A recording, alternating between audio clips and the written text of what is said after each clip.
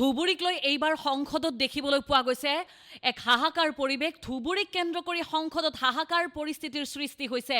BJP সাংসদ সুধাংশু ত্ৰিবেদীৰ এক মন্তব্য কেন্দ্ৰ কৰি এতিয়া এক হাহাকাৰ অৱস্থা দেখিবলৈ পোৱা গৈছে সংসদত।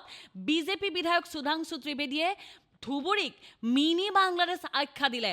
ধুবুৰীক মিনি বাংলাদেশ আখ্যা দিলে খোদ সংসদত, আৰু সংসদত ভাৰতবৰ্ষৰ এখন ৰাজ্যৰ এখন জিলাক মিনি বাংলাদেশ বোলাক লৈ এতিয়া হাহাকাৰ সদৃশ পৰিস্থিতিৰ সৃষ্টি হৈছে। হাহাকাৰ পৰিস্থিতিৰ সৃষ্টি হৈছে।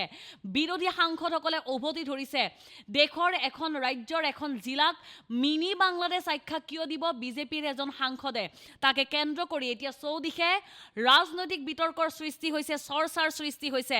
ধুবুৰীক মিনি বাংলাদেশ আখ্যা বিজেপি সাংসদৰ, অসমক লৈ বিজেপি সাংসদৰ এই অদ্ভুত মন্তব্য কেন্দ্ৰ কৰি এতিয়া দেশজুৰি চৰ্চা দেখিবলৈ পোৱা গৈছে। বিৰোধীয়ে কিয় এনআৰচিত সন্মতি নিদিয়ে বুলি প্ৰশ্ন উত্থাপন কৰি বিজেপিৰ সাংসদ সুধাংশু ত্ৰিবেদীয়ে উত্থাপন কৰিছিল এই বিশেষ বিষয়টো, যিটো বিষয়ক কেন্দ্ৰ কৰি এতিয়া সমগ্ৰ দেশজুৰি চৰ্চা দেখিবলৈ পোৱা গৈছে।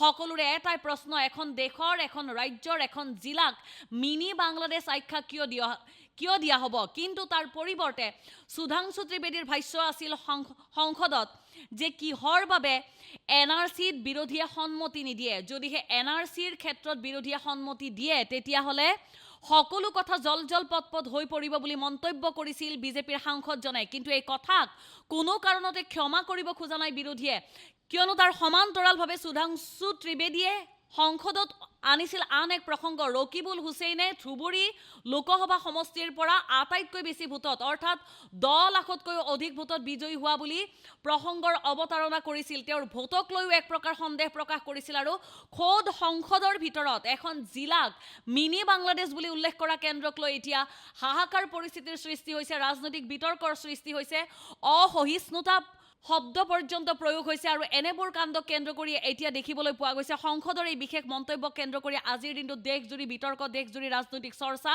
ৰাষ্ট্ৰীয় সংবাদ মাধ্যমতো স্থান লাভ কৰিছে এই বিশেষ বিষয়টোৱে।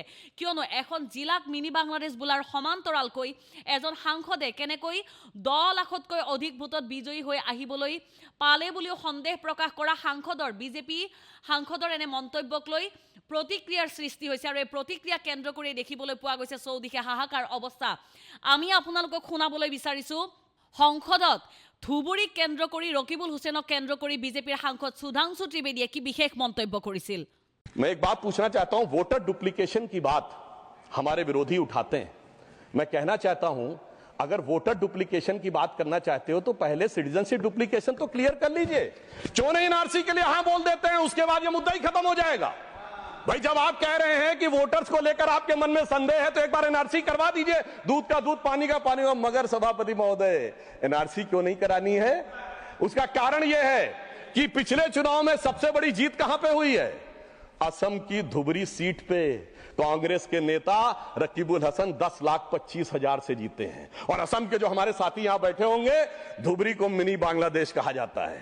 तो इसलिए एनआरसी नहीं करानी है, मगर डुप्लीकेशन का मुद्दा उठाना है। मैं पूछना चाहता हूं जो लोग इस विषय को उठाना चाहते हैं।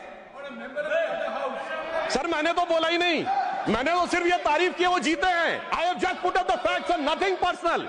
I have said he has got the biggest. Sir हमने तो सिर्फ एक डाटा बताया है। अन्नपूर्णा काव घी देश के हर एक खाने को लजीज बनाता है।